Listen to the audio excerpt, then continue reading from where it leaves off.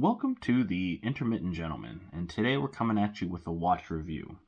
This is the Seiko SBEP011, also known as the Digi-Tuna. Now, what's special, or a little bit special about this version, is that it is a Japanese or Asian market only iteration of the Digi-Tuna line. This one happens to be in all white, as well as the display is what's known as a positive display.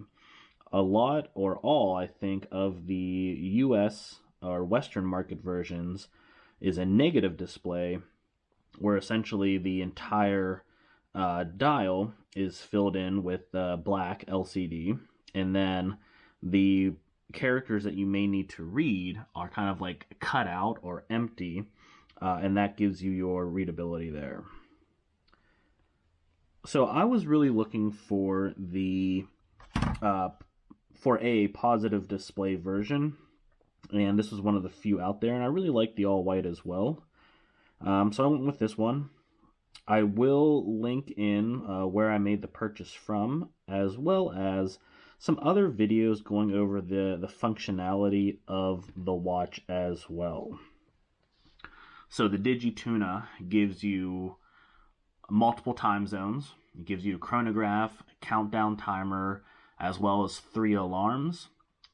Additionally, this watch is solar powered, and one of the modes even shows what level of solar power are you receiving while recharging the battery. So that is an additional mode there. Some unique features on this watch is going to be the layout of the pushers. So you have one pusher here on the right hand side of the case, and then 3 on the left. So the bottom right one is your mode, and then the 2 at 10 and 8 o'clock are your plus and minus set, and the middle one at 9 is your adjust. Normally, if you're used to like a G-Shock digital watch, they use like kind of all 4 corner layout with their square models, even their round case models. And if you're familiar with more of a manual chronograph, pushers are all on the right hand side of the watch most of the time. Another unique feature is the case shroud. So you can see the bezel kind of sits in a shroud that goes around the watch with some cutouts, allowing you to be able to grip the bezel. This is unique to the mechanical tuna, as well as all of the Digi-Tunas as well. This watch does have a rotating bezel. Sorry about the glare there. The watch does have a rotating bezel, but it is a friction fit bezel. So there's no indents, or you're not going to hear any clicking as the bezel rotates. It's simply friction fit, and it is bidirectional, can go both ways.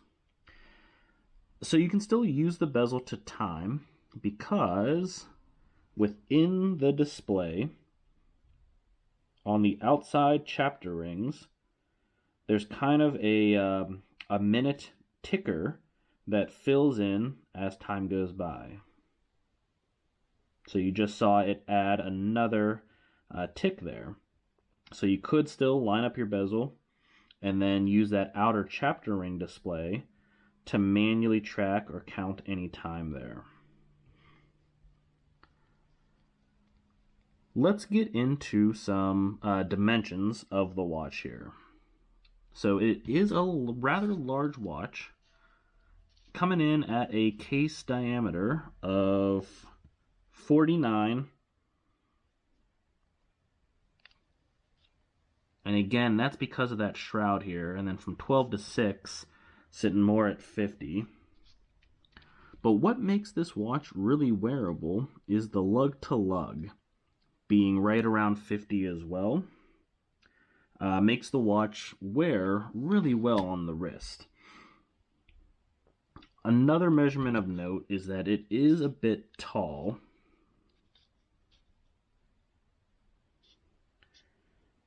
coming in around 14.5 height there. So it's definitely a little bit taller. Not super easy to get under a shirt cuff, but it is possible. Definitely a presence on the wrist if you're used to more 12 millimeter height watches. It's definitely noticeable, a noticeable difference. And then lug to lug here is going to be 22 millimeter strap widths.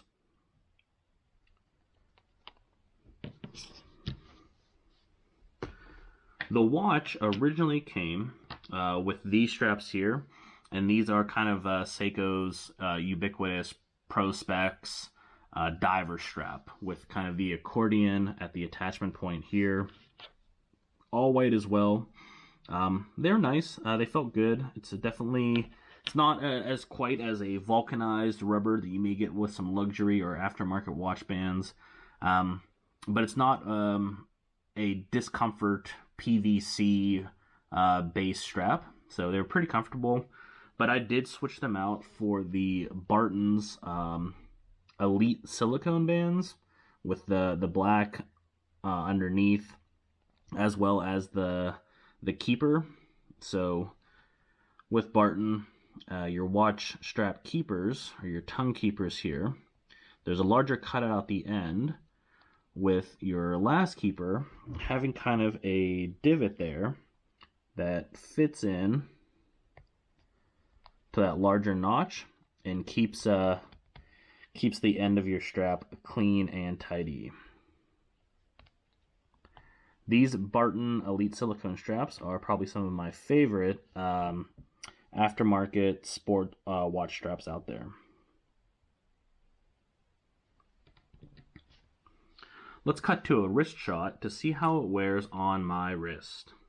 Alright, so now we're back on my 7.5 inch wrist, and you can see the watch wears really well. So it's not, overtaking the edges of my wrist or hanging over. It is a little bit pronounced from a height standpoint, but that 50 lug to lug length really makes this watch super wearable. So some additional features of this watch is going to be that it is 200 meters water resistance. Now, I would not advise using the pushers underwater, just allowing another opening for water to get in there. Also, this light does have lume, but the way the lume is set up is a little bit different than others. So there's not really a pusher to activate the light within the watch. It is kind of like an accelerometer system where you tap on the crystal of the watch, and that activates the lume. And you can adjust the sensitivity of the tap as well as the duration of the light within the settings. There are some reports out there of people being frustrated by the tap system. I found after dialing it in with the settings, it was very intuitive and easy to use.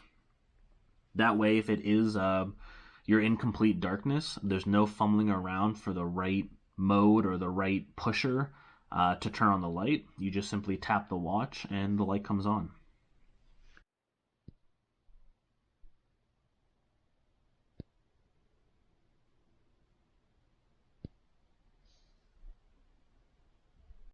So who is this watch for? I would say the Seiko Digi-Tuna is really for anyone looking for a G-Shock alternative. All of the same features and functions are there of a G-Shock, except maybe the radio frequency atomic automatic setting of your watch, which a lot of the newer G-Shocks all come with. However, this watch is solar powered, and G-Shock is kind of limited in which watches or models that they offer with the solar option. The other thing additionally might be the legacy or a history of G-Shock's durability and longevity in really abusive conditions. However, in the course of my wear with this watch, I never thought twice about doing anything or was concerned about babying the watch in my day-to-day usage or even some weekend adventures out there.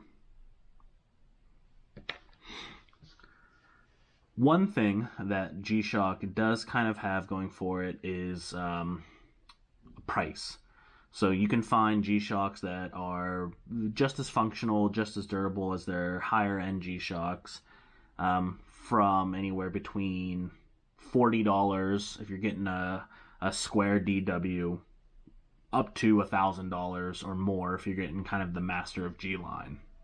The Seiko Digi-Tuna, this model I purchased actually off of Amazon, and it came in right around $350 when I purchased it.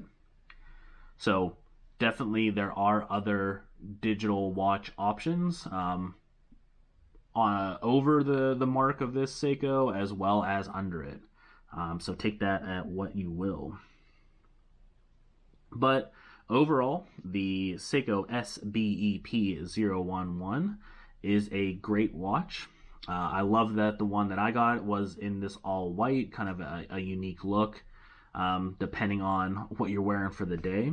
And I would recommend you out there, if you're interested in obtaining a digital watch that does have some wrist presence, but is kind of an alternative or something unique to a G-Shock, definitely recommend looking into the Seiko Digi-Tuna line.